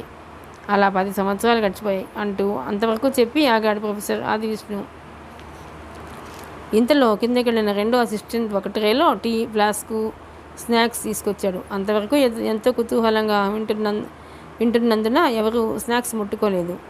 తర్వాత ఏమైంది గురువుగారు? మున్నాకి కనిపించిన యువతి మోహిని అంటారా అడిగాడు చారుదత్ ఉద్వేగంగా. నీకంతా తొందరగా క్లుప్తంగా చెప్పేస్తాను, విన్నాక మన పని చూద్దాం. అలా 10 ఏళ్ళు గడిచిపోయాయి కదా. మున్నా తిరిగి వస్తాడన్న ఆశ వదులుకున్నారంతా. ఈ పరిస్థితుల్లో శీతాకాలం దట్టమైన పొగమంచు గ్రామాన్ని ఆవరించుకున్న వేళ అర్ధరాత్రి తలుపు చప్పుడైంది. వచ్చింది ఎవరో అర్థం కాక మున్నా భార్య కంగారు పడింది. వెళ్ళి మామగారిని లేపింది. ఆయనతో పాటుగా భార్య కూడా లేచింది. ఇంట్లో లైట్లు వెలిగాయి. తలుపు తెరవగానే ఎదురుగా కొడుకు నిలబడున్నాడు. అంతే, కెవ్వున అరిచి తన తెలివి తప్పి పడిపోయారు ఇద్దరు. భార్య పరిస్థితి కూడా అదే. భర్తను చూసిన ఆనందం ఒక పక్క, వచ్చింది దయ్యమా మనిషా తెలియని సందిగ్ధం ఒక పక్క. ముఖం తిరిగి పడిపోబోతున్న భార్యను లోనకొచ్చి పట్టుకున్నాడు మున్నా. తెలివి వచ్చిన తల్లిదండ్రులు కొడుకును పట్టుకొని ఏడ్చేశారు. భార్య పరిస్థితి చెప్పక్కర్లేదు. అయితే మున్నా పరిస్థితి వేరు. అయ్యో, ఏంటి మీరంతా 10 రోజులు నేను కనబడకపోతే ఇంతగా ఏడ్చేయాలా అని అడుగుతున్నాడు. ఆ మాటలకి తెల్లబోయారంతా. ఏమిట్రా, 10 ఏళ్ళు నీకు 10 రోజుల్లా ఉందా? ఇంతకాలం ఏమైపోయావు, ఎక్కడున్నావు అని తండ్రి అడగగానే మున్నాకి షాక్. 12 ఏళ్ల వయసుకు వచ్చిన కొడుకులిద్దరిని చూశాక కానీ నమ్మలేకపోయాడు. తనను ఒక యక్షిణి ఎత్తుకెళ్ళి ఉంటుందంటూ మున్నా జరిగింది చెప్పాక కానీ ఏం జరిగిందన్నది బయట ప్రపంచానికి తెలియదు. మోజు తగ్గగానే ఇంతకాలం తనను సంతోషపెట్టినందుకు కొంత బంగారం వజ్రాలు జేబులో వేసి మున్నాను ఇంటి దగ్గర వదిలిపోయింది ఆ యక్షిణి. ఆ చోటు ఎక్కడో కూడా మున్నా చెప్పలేకపోయాడు. ఆకాశంలో ఎక్కడో ఓ లోకం, అక్కడ అందమైన అనేక కొండగుట్టలు, ఆ గుట్టల మీద అందమైన భవంతులు, అవన్నీ యక్షకన్యల నివాసాలట. భూమిపైన సంవత్సర కాలం దేవలోకాలకు ఒకరోజు ప్రమాణం. అందుకే 10 సంవత్సరాల కాలాన్ని 10 రోజులు అనుకున్నాడు మున్నా.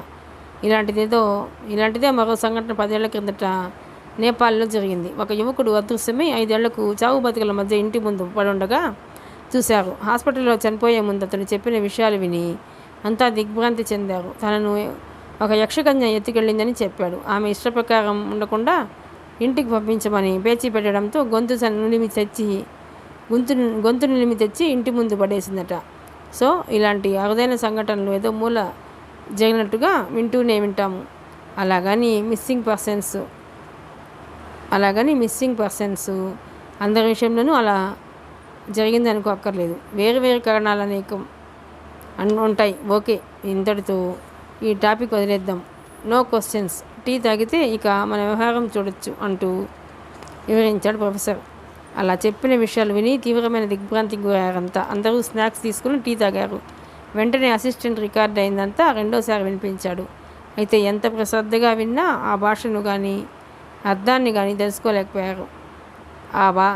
ఆ భాష ఏమిటో ముందు తెలుసుకోవాలి. అది తెలియాలంటే భాషల మీద అధ్యయనం చేసిన ఒక మేధావి ఎవరినో తీసుకొచ్చి వినిపించాల్సిందే.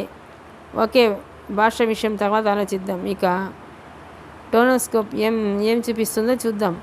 టోనోస్కోప్కి కనెక్ట్ చెయ్యి అన్నాడు ప్రొఫెసర్ ఆదివిష్ణు. కొంత వినిపించినా మొత్తం వినిపించిన సందేహంగా అడిగాడు అసిస్టెంట్. మొత్తం డైనింగ్ నుంచి చివరి వరకు బదిలిచ్చాడు ప్రొఫెసర్. అదేవిధంగా చేశాడు అసిస్టెంట్.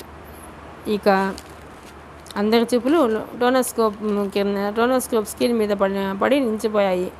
చుక్కలు తప్ప ఏమీ కనిపించడం లేదు. ఇంకా మాటలు ఆరంభం కాలేదు. గురువుగారు, చివరిగా నాతో సందేహం అడిగాడు చారుదత్. సందేహం ఎందుకు కానీ అడగరా, ఏమిటది అన్నాడు ప్రొఫెసర్.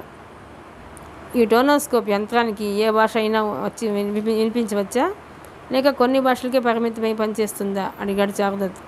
ఆ ప్రశ్న విని తన రొటీన్ స్టైల్లో హా అంటూ నవ్వాడు ప్రొఫెసర్ ఆదివిష్ణు. ఏమిటి గురువుగారు, తప్పుగా ఏమన్నా అడిగానా అంటూ ఉడుక్కున్నాడు చారుదత్. కరెక్ట్గానే అడిగావురా, కానీ ఎప్పుడో రావాల్సిన సందేహం ఇప్పుడు వచ్చింది చూడు, అందుకే నవ్వాను. విషయం ఏమిటో, ఈ టోనోస్కోప్ పరికరంలోకి ఎలాంటి భాషను ఫీడ్ చేసి ఉంచలేదు. కాబట్టి దీనికి శబ్దమే కానీ భావతో పనిలేదు. ఏ భాషనైనా వినిపించి సమాధానం పొందవచ్చు. అయినా ఇది ఎలా పనిచేస్తుందని మీ సందేహం. ఏ భాష కానీ శబ్దం కానీ దీనికి వినిపించినప్పుడు ధ్వని తరంగాల అంతరాలు అంతరార్థాలను విశ్లేషించుకొని ఆ ధ్వనికి మూలాన్ని కానీ మూల కారకాన్ని కానీ చూపిస్తుంది. అందుకే అద్భుతమైన పరికరమని ముందే చెప్పాను. ఒక అర్థం వచ్చే పదాన్ని ఏ భాషలో వినిపించినా ఒకే మూలాన్ని చూపిస్తుంది. ఉదాహరణకి తెలుగులో గాడిద అంటాం, హిందీలో గదే అంటాం, తమిళంలో కళిదై అంటాం, ఇంగ్లీష్లో డామ్కి అంటాం. ఇలా లోకంలో ఏ భాషలో వినిపించినా గాడిదనే చూపిస్తుంది. కాబట్టి దీనికి భాషతో నిమిత్తం లేదు, శబ్దాన్ని అనుసరించి ప్రతిస్పందిస్తుంది అంటూ వివరించాడు ప్రొఫెసర్. అంతలో టోనోస్కోప్ స్క్రీన్ మీద చుక్కలు గీతలుగా మారటం ఆరంభమైంది. అసలు భూతం మాటల్ని మంత్రాల్లో వినిపించడము మొదలైంది. ఏం చూపిస్తుందో చూడాలని ఉద్విగ్న భరితులై స్క్రీన్ వంకే చూడసాగారంతా. ఉన్నట్టుండి ఒక్కసారిగా స్క్రీన్ మీద నక్షత్ర మండలం కనిపించడంతో ఉలిక్కిపడ్డారంతా. కారు చీకట్లో కోట్లాది నక్షత్రాలు, తారా మండలాలు, గ్రహాలు, రాలుతున్న ఉల్కలు, తిరుగుతున్న తోక చుక్కలు, దూసుకొస్తున్న గ్రహ సకలాలు. బాప్రే, ఎక్కడున్నాం మనం, ఏం చేస్తున్నాం? ఊపిరి తీసుకోవటం మర్చిపోయారంతా. స్క్రీన్ నుంచి చూపు తిప్పుకోలేకపోతున్నారు. ఒక అద్భుతాన్ని చూపిస్తూ ఒక అద్భుతాన్ని చూస్తూ శిలా విగ్రహాల మాదిరి ఉన్నారు. అంతలో స్క్రీన్ మీద గ్రహమండలాలు అదృశ్యమై లేత నీలం వర్ణం అలుముకుంది. అందులోంచి ఒక ఒక విచిత్రమైన అనేక కొండగుట్టలు కనిపిస్తాయి. ఆ గుట్టల మీద దగదగాయమానంగా ప్రకాశిస్తున్న ఎన్నో సుందర భవనాలు ఆ భవంతుల మీద విహరిస్తూ పుష్పమాలాంకృతులై విచిత్ర వస్త్రధారణతో ఎందరో స్త్రీ పురుషులు గోచరిస్తున్నారు. వారంతా కాముకులు, భోగలాలసులై ఉన్నారు. ఆ దృశ్యాన్ని చూస్తూ ప్రొఫెసర్ ఆదివిష్ణు పెదవుల నుంచి అప్రయత్నంగా వెలువడ్డాయి, బాప్రే, ఇది యక్షలోకం అంటూ. ఆ మాటలు విని ఉలిక్కిపడ్డారంతా. ఏంటి సార్, నిజంగానే అది యక్షలోకమా? వాళ్ళంతా యక్షుల? ఆశ్చర్యంతో తల మునకలై విశ్రాంతి చెందుతూ అడిగాడు ద్వాపర్. ఎస్, డౌట్ అక్కర్లేదు, ఇది యక్షలోకం. వాళ్ళంతా యక్షులు. యక్షలోకం లేత నీలివర్ణంలోను, గంధర్వలంలోను లేత పసుపు రంగు లేత గంధర్వలోకం లేత పసుపు బంగారు ఛాయలోను, కిన్నెరలోకం లేత ఆకుపచ్చ రంగంలోను, కింపురుషలోకం లేత ఎరుపు వర్ణంలోను, విద్యాధర లోకం శ్వేతవర్ణంలోనూ మెరిసిపోతూ ఉంటాయని ఎక్కడో చదివాను, ఇప్పుడు చూస్తున్నాను అన్నాడు ప్రొఫెసర్. ఆయన మాటలు అక్షర సత్యాలని కొద్ది నిమిషాల్లోనే అర్థమైపోయింది. అందరికీ ఆయా లోకాలు స్క్రీన్ మీద ప్రత్యక్షమవుతుంటే యక్షలోకంలో ఏవో కొండగుట్టల మీద ఉన్నట్టే ఏదో నదీ ప్రాంతంలో కిన్నెర లోకం వినిపించింది. ఏదో లోయ ప్రాంతంలో కింపురుషలోకం ఉంది. మైదానాల ప్రాంతంలో అద్భుతమైన భవనాలతో విద్యాధర లోకం కనిపించింది. ఆ తర్వాత పసుపు లేత బంగారు ఛాయలు స్క్రీన్ మీద గంధర్వలోకం ప్రత్యక్షమైంది. ఎగుడు దిగుడు ఎడారి భూమి వంటి చోట ఉందా లోకం. లెక్కకు మిక్కిలి ఎన్నో దివ్య సౌధాలు మణిమయ రత్నకాంతులతో ప్రకాశిస్తున్నాయి. గంధర్వులకు పూలు సుగంధాలంటే మహా ఇష్టం. చక్కగా సింగారించుకొని వృక్షమాలాలంకృతులై గంధర్వులు ఎందరో జంటలుగా తిరుగుతూ కనిపిస్తున్నారు. మంత్రముగ్ధులై టోనోస్కోప్ స్క్రీన్ వంకే వీక్షిస్తున్నారంతా. ఉన్నట్టుండి స్క్రీన్ మీద గంధర్వలోకంలోని ఒక ఉద్యానవనం ప్రత్యక్షమైంది. అక్కడ విచిత్రమైన వృక్షాలు ఎన్నో కనిపిస్తున్నాయి. సుఖపిక సారికాది దివ్య పక్షులు విహరిస్తున్నాయి. వనాంతర భాగంలో ఒక మణిమండపం అత్యంత శోభాయమానంగా చలవరాతి నిర్మితమైన ఆ మణిమండపంలో ఒక హంసతూలికా తల్పం, దూరంగా ఉద్యానవనాన్ని అనుకొని ఒక దివ్య సౌధం. అది చూడగానే ద్వాపర్ దిగ్భ్రాంతుడై వివసంతో దిగ్గున లేచి, సార్, ఇదే నా కళ్ళలో కనిపించిన ఉద్యానవనం, మణిమండపం. గంధర్వకాంత చిత్రాంగద నన్ను సరసల్లాపములా తేనించినది ఆ తల్పం ఇదే అని అరిచాడు. ఓరినాయను, ఎక్కడికో పోతోంది విషయం. నాకైతే పిచ్చి పట్టేలా ఉంది. నిజంగా నువ్వు కళలో చూసినది ఇదేనా అని అరిచాడు చారుదత్. ఓకే ద్వాపర్, ఎగ్జైట్ అవ్వద్దు. ఓరినాయను, ఎక్కడికి పోతుందో విషయం నాకైతే పిచ్చి పట్టేలా ఉంది. నిజంగా నువ్వు కళ్ళలో చూసినది ఇదేనా అని అరిచాడు చారుదత్.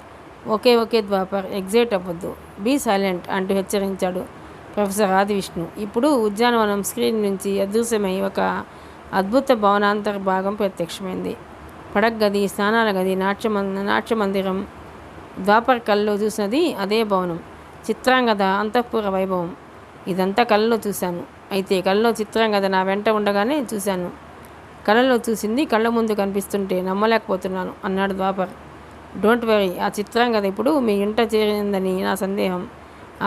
ఆమె పైవాళ్లతో సాగించిన సంభాషణతో ఈ విషయాలు దొరికి ఉండాలి. అందుకే టోనోస్కోప్ ఇవన్నీ చూపిస్తోంది. ఇంకా ఏమేమి కనిపిస్తాయో లెటర్ సి అన్నాడు ప్రొఫెసర్ ఆదివిష్ణు. వెంటనే చారుదత్ కల్పించుకుంటూ, గురువుగారు, ఈ 5 లోకాలే కాకుండా ఇంకా దేవలోకాలు ఉన్నాయి కదా. గరుడలోకం, యమలోకం, ఇంద్రలోకం, అతడి శివుడి నివాసమైన కైలాసం, శ్రీహరి నివాసమైన వైకుంఠం, వీటన్నిటికీ పైన బ్రహ్మ నివాసమైన సత్యలోకం ఉందంటారు. అవన్నీ కూడా ఈ టోనోస్కోప్ మనకి చూపిస్తుందా అని అడిగాడు ఆసక్తిగా. ఎందుకు చూపించదు? దీనికి వేరే పని లేదా? అక్కడ సంభాషణలో వచ్చిన లోకాల వరకే చూపించింది. నా సందేహం కరెక్ట్ అయితే ఇది సాధారణమైన ఏదో ఒక భాష కాదు, ఏదో ఒక భాష కాదు, ప్రాచీన సంస్కృత భాష, దేవ భాష. చూద్దాం ఇంకేం కనిపిస్తాయో అంటూ బదులిచ్చాడు ప్రొఫెసర్ ఆదివిష్ణు. ప్రొఫెసర్ మాటలు ముగించేలోన స్క్రీన్ మీద దృశ్యం మారిపోయింది. ఇప్పుడు గ్రహమండలంలో భూమి ప్రత్యక్షమైంది. అంతరార్థంలో భూగ్రహాల క్షణాలు ఉత్కంఠభరితంగా సాగుతున్నాయి. స్క్రీన్ మీద దృశ్యం మారలేదు. తాము అంతరిక్షంలో ఉండి భూమిని వీక్షిస్తున్నట్టుంది అందరికీ. సుమారు 3 నిమిషాలు సాక్షాత్కరించిన భూగ్రహం స్క్రీన్ మీద నుండి సడన్గా అంతర్ధానమైంది. ఆ తర్వాత స్క్రీన్ మీద చుక్కలను తప్ప ఏమీ కనిపించలేదు. అప్పటికి రికార్డైన సంభాషణ కూడా ముగిసింది. కళ్ళలోంచి బయటపడినట్టుంది అందరికీ. కొద్ది క్షణాలు వాళ్ళ కాళ్ళు చేతులు జాడలేదు, మాట కూడా పెగలలేదు. Oh my god, this is unbelievable. మనకు తెలియని లోకాలను ఇప్పుడు మనం చూసామంటే నమ్మలేకపోతున్నాను అన్నాడు ద్వాపర్. ఎస్, మానవ మాత్రలు చూడలేని అద్భుత లోకాలవి ఇప్పుడు మనం చూసాం అన్నాడు ప్రొఫెసర్ ఆదివిష్ణు. వెంటనే ఏదో గుర్తుకొచ్చినట్టు అసిస్టెంట్ వంక చూశాడు. అన్నట్టు ఆయా లోకాలని ప్రింటౌట్లు తీయటం బెటర్ కదూ అని అడిగాడు. అక్కర్లేదు సార్, మొత్తం వీడియో రికార్డింగ్ కనెక్ట్ చేశాను, రికార్డ్ అయింది, ఇక ప్రింటౌట్లతో పనేముంది అన్నాడు assistant. Good job, thank you అంటూ ద్వాపర్ వంక చూశాడు. మిస్టర్ ద్వాపర్, ఇంతవరకు మనం టోనోస్కోప్లో చూసిన దాన్ని బట్టి నీకు కళలో కనిపించే చిత్రాంగదాయనే ఆ గంధర్వ వనిత అదృశ్య శక్తిగా మీ ఇంట్లో చేరి ఇదంతా చేస్తుందని మనకి అర్థమవుతుంది. సంభాషణ సారాంశం మనకు తెలిస్తే కానీ ఏం మాట్లాడింది అర్థం కాదు. ప్రస్తుతానికి ఈ విషయం పక్కన పెడదాం, ఓకే అని అడిగాడు. ఓకే సార్ అన్నాడు ద్వాపర్. ఓకే, ఇక మనకి మిగిలిన ఆధారం కెమెరాలు. ఇవి ఏం ఫోటోలు తీసాయో చూస్తే మనకు మరికొంత క్లారిటీ వచ్చే అవకాశం ఉంది. లెటర్ సి అంటూ అసిస్టెంట్తో ముందుగా హాల్లోకి ఉంచిన కెమెరాని కంప్యూటర్ కనెక్ట్ చెయ్యి అంటూ సూచించాడు. ఆ కెమెరాని అందుకుని ప్రొఫెసర్ చెప్పినట్టు చేశాడు అసిస్టెంట్. ఇప్పుడు పక్క టేబుల్ మీది కంప్యూటర్ స్క్రీన్ మీదకి అందరి దృష్టి మళ్ళింది. మొదటి ఫోటో స్క్రీన్ మీదకి వచ్చింది. హాల్ లైట్ కార్నర్ నుంచి అస్పష్టమైన ఒక రూపం కాంతి వలయంలా కదిలినట్లు కనిపిస్తుంది. స్పష్టత లేదు, సూది పడితే వినిపించేంత నిశ్శబ్దంగా ఉంది అక్కడ. అలా ఉత్కంఠ భరితులై కంప్యూటర్ స్క్రీన్ మీద అంతలో రెండో ఫోటో స్క్రీన్ మీద ప్రత్యక్షమైంది. సమస్త ముందుకు వచ్చాక మరి కాస్త ముందుకు వచ్చాక తీసింది. ఇది స్పష్టత లేదు, కానీ వలవల తీరును బట్టి ఎవరో ఒక యువతి అని అర్థమవుతుంది. మూడో ఫోటో, 4వ ఫోటో, 5వ ఫోటో ఆకారంలో స్పష్టత కొంత పెరిగిన ముఖం గుర్తుపట్టలేంత స్పష్టత లేదు. ఒక దృశ్యం పైన మరో దృశ్యాన్ని ఓవర్లాప్ చేసి ప్రింట్ చేస్తే ఎలా రెండు కలిసిపోయి కనిపిస్తాయో అలా ఆమె రూపం బ్యాక్గ్రౌండ్ హాల్తో మిస్ అయ్యి కనిపించడం చేత గుర్తించడం కష్టంగా ఉంది. అయితే 6వ ఫోటో వచ్చేసరికి కెమెరాకి దగ్గరగా వచ్చింది అదృశ్య శక్తి. ఆమె ముఖంలో దుఃఖపు రేఖలు స్పష్టంగా కనిపిస్తున్నాయి.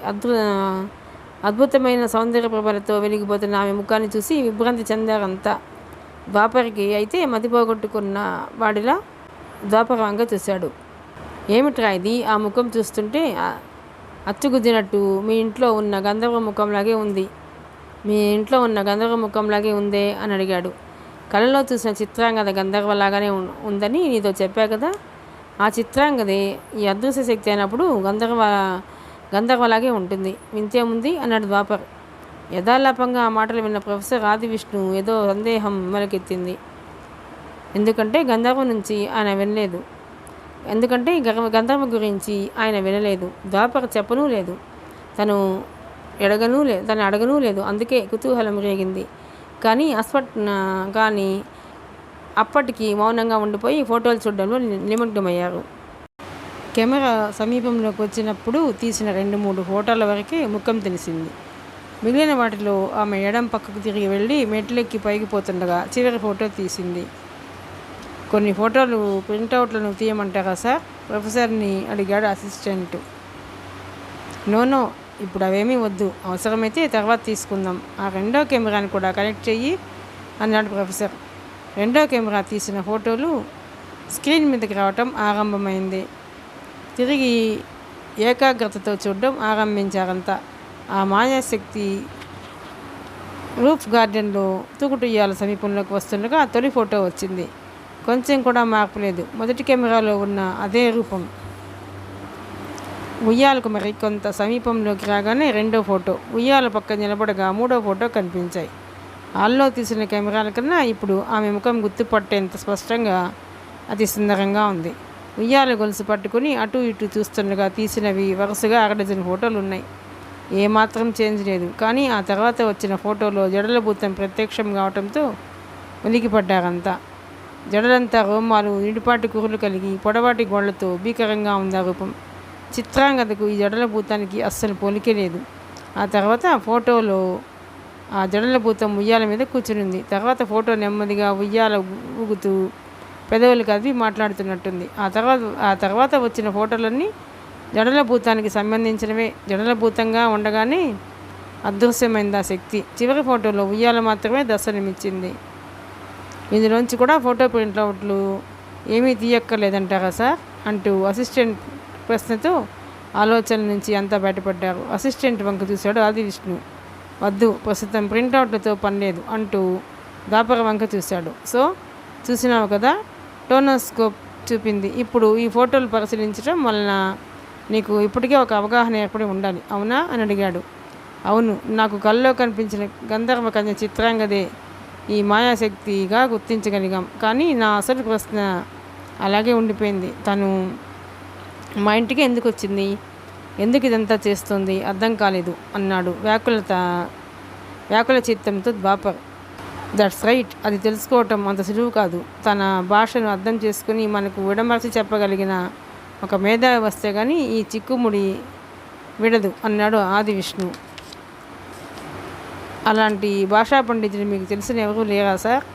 ఉంటే చెప్పండి, పిలిపిద్దాం. ఎంత ఖర్చైనా పర్వాలేదు అడిగాడు ద్వాపర్. ఉన్నారు, మన సమస్యను పరిష్కరించగల సమర్థులు ఒకే ఒక్క మహానుభావుడున్నారు. నాకు తెలిసి ఆయన అర్థం చెప్పలేకపోతే ఇంకెవరి వల్ల కాదు. ఆయన ఆంధ్ర సంస్కృత భాషల్లో మహాపండితుడు, పాళీ ప్రాకృత భాషల్లో నిష్ణాతులు, ఎన్నో ప్రాచీన భాషల్ని అధ్యయనం చేసినవాడు. అర్థం కాని 1000 సంవత్సరాల క్రితం శిలాశాసనాన్ని కూడా పరిశోధించి అర్థం చెప్పినవాడు. చాలా కాలం పురావస్తు శాఖ వారికి భాషా విభాగంలో సలహాదారుగాను పరిశోధకుడిగాను పనిచేశాడు. ప్రస్తుతం ఆయన వయసు 90వ వడిలో పడింది. ఇప్పుడు ఇంటికే పరిమితమై ప్రశాంత జీవనం గడుపుతున్నాడు. ఎంతో ముఖ్యమైన వాళ్ళు ఆహ్వానిస్తే తప్ప తన ఊరు విడిచి బయటకు రాడు అంటూ వివరించాడు ప్రొఫెసర్. ఎవరు గురువు గారు ఆయన? ఏ ఊళ్ళో ఉంటారు? కుతూహలం ఆపుకోలేక వెంటనే అడిగాడు చారుదత్. ఆయన పేరు మల్లాది వెంకట సోమసుందర ప్రభాకర శాస్త్రిగా ప్రసిద్ధుడు. కంచికచెర్ల సమీపంలోని మున్నలూరు ఆయన స్వస్థలం. దాపర్, నీకు ఆ ఊరు తెలుసా? తెలియదు సార్, కానీ పేరు విన్నాను. ఎప్పుడు ఆ ఊరు వెళ్ళలేదు. విజయవాడకు దగ్గర అనుకుంటాను అంటూ బదిలిచ్చాడు ద్వాపర్. అవును, మున్నేరు కృష్ణానదిలో సంగమించే ప్రాంతం సమీపాన తీరంలో వెలిసిన పురాతన గ్రామం. అక్కడే కృష్ణానదికి ఆవలి తీరాన అమరావతి పట్టణం ఉంది.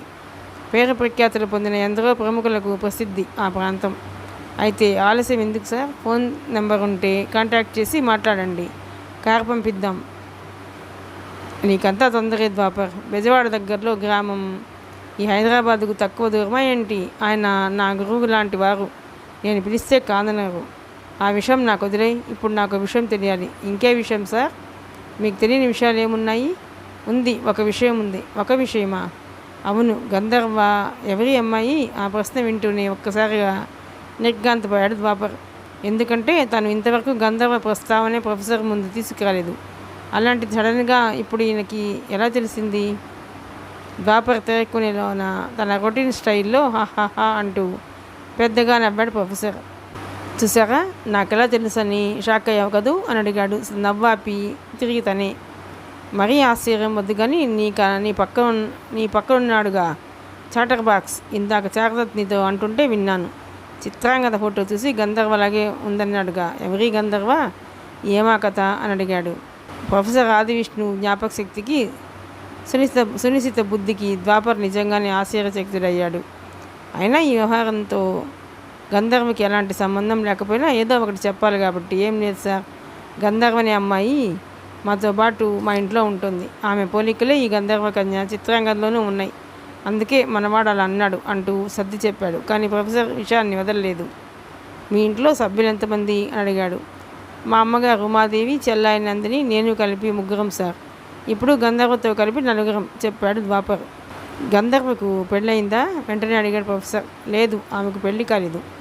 అయితే ఎవరి గంధర్వ, ఎవరి తాలూకు, ఏ ఊరు, మీ ఇంట్లో ఎందుకుంటోంది? ఇలా అడుగుతున్నానని ఏమీ అనుకోవద్దు. ఒక సమస్య ఉందంటే ఇలాగే అనేక సందేహాలు పుట్టుకొస్తాయి. పెళ్ళి కావాల్సిన యువకుడివి నువ్వు ఇంట్లో ఉండగా యుక్త వయసులోని ఒక అవివాహిత మీతో పాటు ఉంటుందంటే అందుకు తగిన కారణం ఉండాలిగా. ఆమె నీ రవ్వగా, కాబోయే భార్య, మీ చుట్టాలమ్మాయ? కారణాంతరాల వలన కొద్ది రోజులు మీ ఇంట ఉండాల్సి వచ్చిందా? లేదు సార్, లేదు, మీరు అనుకుంటున్నది ఏదీ కాదు.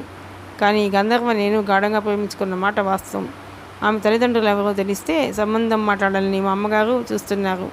ఎందుకంటే మా అందరికీ అంతగా నచ్చింది అమ్మాయి. కానీ ఎందుకో ఆమె తన వివరాలు చెప్పటం లేదు. అదే మా సమస్య. అసలు ఏం జరిగిందో చెప్తే కానీ మీకు అర్థం కాదు అంటూ, అయినా ఇంతవరకు వచ్చాక అవసరమున్నా లేకపోయినా చెప్పటం మంచిదనే ఉద్దేశంతో ఇక ఏది దాచలేదు ద్వాపర్. ఆ రోజు అర్ధరాత్రి సూర్యాపేటలో బ్రిడ్జి వద్ద గంధర్వ తన కారులోకి వచ్చిన దగ్గర నుంచి తర్వాత ఆమె చెప్పిన మాటలు పిమ్మట ఆ మాటలు అబద్ధవాలని తెలియన సంగతి అంతా వివరించి చెప్పాడు. ద్వాపర్ మాటల్ని చాలా శ్రద్ధగా ఆలకించాడు ప్రొఫెసర్ ఆదివిష్ణు.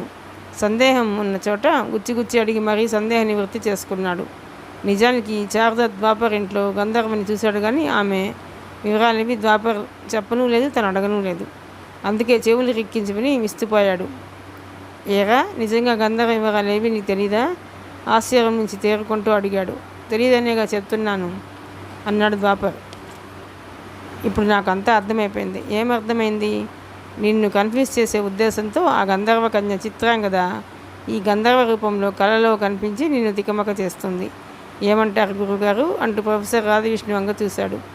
ఆయన ఒక్కసారి గాఢంగా నిట్టూచి రివాల్వింగ్ చైర్లోంచి లేచాడు. కావచ్చు, మీరు మాట్లాడుతుండండి, నేను మున్నల్లూరు ఫోన్ చేసి వస్తాను అంటూ తన ఆఫీసు గదిలోకి వెళ్ళాడు. తనలాగే ఆయన గంధర్వకి ఈ వ్యవహారంతో సంబంధం లేదని అర్థం చేసుకున్నాడు. అందుకే ఇంకేం మాట్లాడలేదనుకున్నాడు ద్వాపర్. గ్లాస్ డోర్ నుంచి ఫోన్ చేస్తున్న ప్రొఫెసర్ కనిపిస్తున్నాడు. అప్పటికి మధ్యాహ్నం 1 గంటకు వస్తున్న సమయం. 5 నిమిషాలు ఫోన్లో మాట్లాడాక తిరిగి లోనికి వచ్చాడు ప్రొఫెసర్ ఆదివిష్ణు. వస్తూనే ద్వాపర్తో, నువ్వు చాలా అదృష్టవంతుడి అబ్బాయి, వెరీ లక్కీ. వెతకపోయిన తీగ కాళ్లకు తగులుకోవడం అంటే ఇదే అన్నాడు హుషారుగా. ఏమైంది సార్, ప్రభాకర్ శాస్త్రి గారు లైన్లో దొరికారా? కుతూహలంగా అడిగాడు ద్వాపర్. దొరకటం కాదు, ప్రస్తుతం ఆయన ఇక్కడ హైదరాబాద్లోనే ఉన్నారు. అవునా, ఎక్కడున్నారు గురువుగారు అని అడిగాడు చారుదత్. 2 రోజుల క్రితం బంధువుల ఇంట్లో శుభకార్యానికి దిల్సుఖ్ నగర్ వచ్చున్నారట. ఇవాళ సాయంత్రం తిరిగి ప్రయాణం కావాల్సింది. నేను రిక్వెస్ట్ చేయగానే ప్రయాణం క్యాన్సిల్ చేసుకున్నారు. భోంచేసి 1 గంట రెస్ట్ తీసుకుని 3 గంటలకి ఇక్కడికి వస్తానన్నారు చెప్పాడు ప్రొఫెసర్. అయితే కారు పంపిద్దామా సార్ అడిగాడు ద్వాపర్. అక్కర్లేదు, మున్నలూరు నుంచి ఆయన తన కారులోనే వచ్చాడు. డ్రైవర్ ఉన్నాడు, మా ఆఫీస్ ఆయనకు తెలుసు, నో ప్రాబ్లం. అయితే ఇవాళ సమస్య పరిష్కారం అయిపోతుంది. ఇక మనం కూడా భోజనానికి వెళ్ళి త్వరగా వచ్చేస్తే మంచిది. ఏమంటావురా ద్వాపర్ అని అడిగాడు ఉత్సాహంగా చారుదత్. ద్వాపర్ బదులు చెప్పే లోపలే ప్రొఫెసర్ సీరియస్గా చూశాడు. మీరు భోజనానికి వెళ్ళకపోతే ఇక్కడ వండినవన్నీ ఏం కావాలి? పొద్దుటే మా ఇంట్లో చెప్పేశాను. ఇవాళ మనతో పాటు మా అసిస్టెంట్లు కూడా ఇక్కడే భోంచేస్తారు. పదండి కిందకి వెళదాం అన్నాడు మరో మాటకి అవకాశం ఇవ్వకుండా. ఇక ఎవరూ కాదనలేకపోయారు. అంతా భోజనాలకి కిందకు బయలుదేరారు. మిగతా కథ 7వ భాగంలోనండి. ప్లీజ్ అండి, ఈ నవల కనుక మీకు నచ్చినట్లయితే లైక్ చేయండి, షేర్ చేయండి, సబ్స్క్రైబ్ చేయండి.